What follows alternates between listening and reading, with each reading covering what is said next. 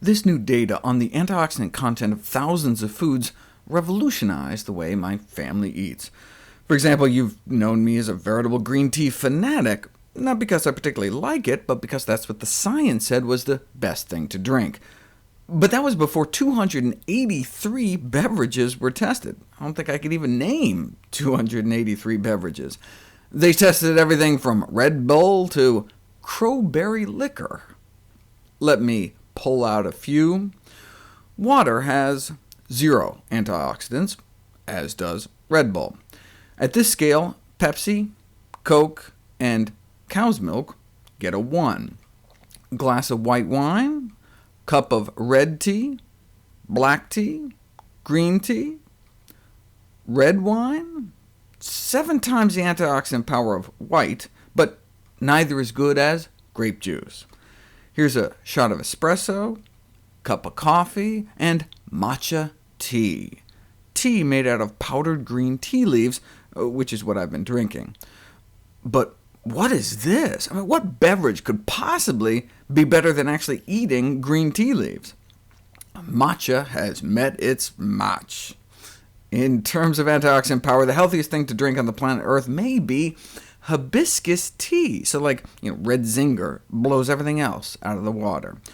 So here's my latest recipe. Half a gallon of water, 8 cups, 4 bags of any tea in which hibiscus is the first ingredient. I like wild berry zinger. The juice of 1 lemon, and 3 tablespoons of erythritol, or you could blend in some dates. I just put it in the fridge overnight. No need to heat it. It can just cold brew. In the morning, I take out the tea bags, shake it up, and drink it throughout the day. Every day, all day long. And as always, extra credit for green foam. Pour a cup of the tea into a blender with a bunch of fresh mint leaves, blend on high, and then pour it back. So you have dark green leafies blended into what may be the highest antioxidant beverage in the world, and it tastes like fruit punch. Your kids will love it.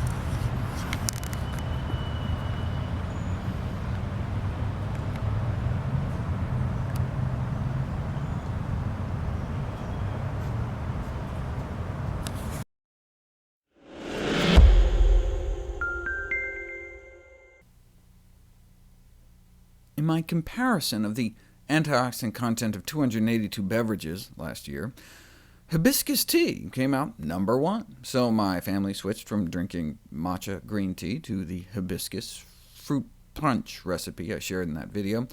We have since switched from using tea bags to just bulk dried hibiscus flowers, which we soak and then just blenderize into the tea so we don't throw anything away. But just because something has antioxidant power in a test tube doesn't mean it has antioxidant flower power in the body. Maybe the phytonutrients aren't even absorbed. They were found to be bioavailable in rodents, but I haven't had a pet hamster since I was a kid. So we didn't know about humans until now. Consumption of a hibiscus aqueous extract, in other words tea, and its impact on systemic antioxidant potential in healthy human subjects. If you take people and have them just drink water, basically, for 10 hours, this is what happens to the antioxidant level in their bloodstream. Your antioxidants get slowly used up throughout the day, fighting off all those free radicals, unless you replenish your antioxidant stores.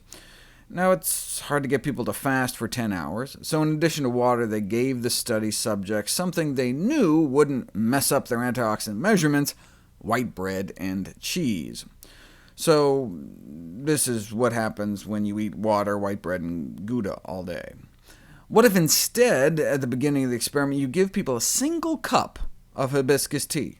Within an hour, see a nice spike in the antioxidant level in your bloodstream, but then the effect disappears, unless you sip hibiscus throughout the day, or eat something other than Wonder Bread cheese sandwiches.